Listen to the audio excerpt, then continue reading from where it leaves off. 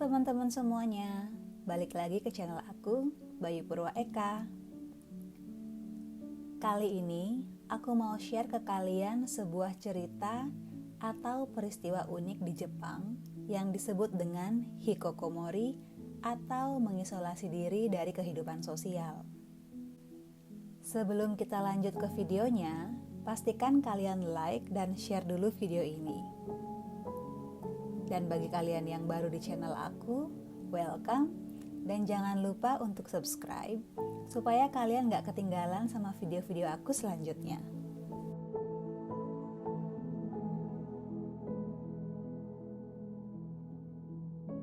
Hikokomori adalah sebuah fenomena di mana anak muda maupun orang tua melakukan isolasi diri secara ekstrim dari dunia luar. Hikokomori pertama kali diperkenalkan oleh seorang psikiatris sekaligus profesor di Tsukuba University yang bernama Saito Tamaki pada tahun 1998. Saito menilai bahwa lebih dari 10 juta orang di Jepang melakukan hikokomori. Ini berbeda dengan introvert ataupun homeless ataupun orang-orang yang gak punya rumah. Orang-orang yang melakukan hikokomori juga disebut dengan petapa sosial. Mereka tidak perlu khawatir tentang makanan ataupun tempat tinggal, karena secara umum mereka memiliki rumah dan punya kemampuan finansial untuk mengisolasi diri. Untuk anak muda misalnya, makanan dan tempat tinggal mereka disediakan oleh orang tua mereka. Sedangkan bagi yang sudah tua, mereka menggunakan uang pensiun atau uang tabungan mereka untuk hidup.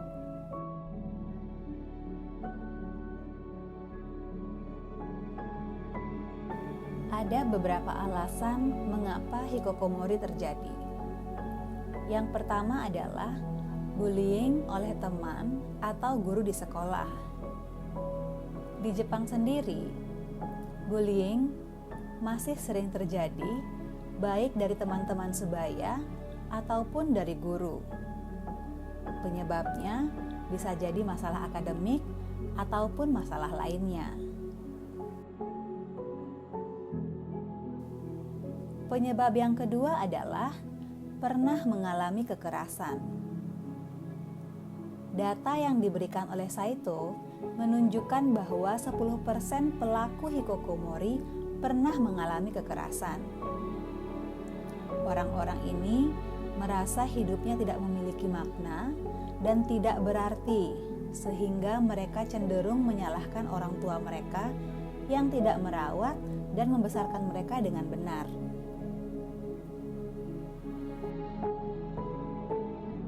Alasan yang ketiga adalah keluar atau dipecat dari pekerjaan akibat merawat orang tua yang semakin renta. Di Jepang sendiri, banyak anak-anak muda yang terpaksa keluar dari pekerjaan mereka karena harus merawat orang tua mereka.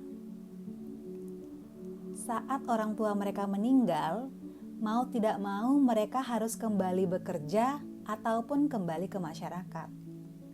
Sayangnya, akibat terlalu lama di rumah dan fokus merawat orang tua, banyak dari mereka kemudian tidak bisa beradaptasi dengan kehidupan luar yang berubah terlalu cepat.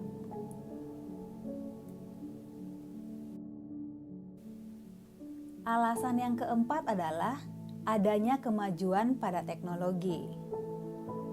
Perkembangan dan kemajuan teknologi memiliki dampak yang besar pada maraknya fenomena hikokomori. Orang-orang yang dulunya perlu hiburan dengan mengobrol dengan orang lain, kini bisa mendapatkan hiburan melalui TV dan juga internet. Bahkan, untuk memenuhi kehidupan mereka, mereka bisa menggunakan banyak aplikasi untuk berbelanja online, membayar berbagai macam tagihan dan sebagainya secara virtual. Alasan kelima adalah karena memiliki disabilitas.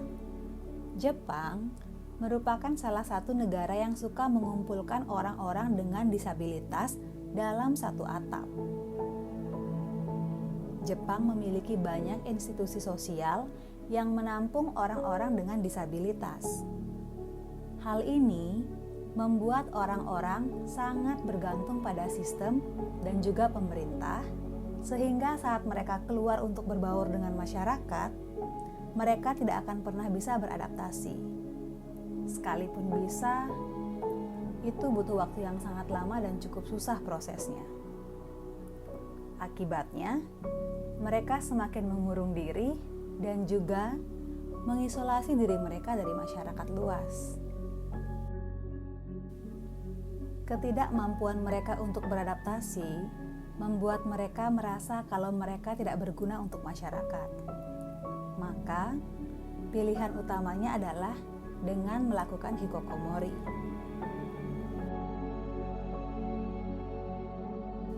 Ini adalah beberapa contoh kasus hikikomori. Yang pertama adalah seorang anak yang berumur 14 tahun yang tiba-tiba menolak untuk pergi ke sekolah. Setelah dianalisa oleh dokter, anak ini nggak punya masalah yang berarti atau kesulitan selama dia berada di bangku SD. Tiba-tiba, saat pertengahan kelas 1 SMP, anak ini dengan keras menolak untuk pergi ke sekolah dan juga menolak untuk belajar. Dan saat dibawa ke psikiatris oleh orang tuanya, anak ini hanya menjawab, "Aku cuma nggak mau pergi ke sekolah." Karena anak ini nggak mau pergi ke sekolah, akhirnya wali kelasnya sering mengunjungi dia ke rumah. Anak ini selama 2 tahun, keluar hanya seminggu sekali untuk menyewa DVD dengan ayahnya. Namun anehnya, secara tiba-tiba, saat mau masuk tahun ajaran baru di SMA, anak ini tiba-tiba bilang kalau dia mau sekolah lagi dan mau masuk ke sekolah vocational atau SMK jurusan desain. Setelah ditanya mengapa ingin sekolah lagi, dia mengatakan bahwa selama 2 tahun tinggal di rumah, dia banyak berpikir tentang masa depan dan juga hal-hal apa saja yang ingin dia lakukan di masa mendatang. Kasus kedua adalah kasus yang sering disebut dengan kasus 80-50. Kasus 80-50 adalah kasus di mana orang tua yang berumur 80 tahun harus merawat dan menjaga anak mereka yang berumur 50 tahun. Contohnya adalah Yamase, seorang pria yang tinggal di Tokyo. Ia memiliki riwayat ADHD atau Attention Deficit Hyperactivity Disorder. ADHD merupakan salah satu kondisi mental di mana seseorang sulit untuk fokus, sering berperilaku impulsif dan hiperaktif sehingga mempengaruhi kinerja dia baik di sekolah maupun pekerjaan. Yamase pernah bekerja selama 15 tahun setelah lulus kuliah, namun selalu pindah kerja setiap 2-3 tahun sekali. Ia tidak bisa bekerja dengan baik karena susah fokus dan sering melewati deadline pekerjaan sehingga membuatnya tidak bisa bertahan. Pada akhirnya, ia memutuskan untuk tinggal bersama ibunya. Selama diam di rumah, dia banyak menghabiskan waktu dengan tidur dan membaca buku.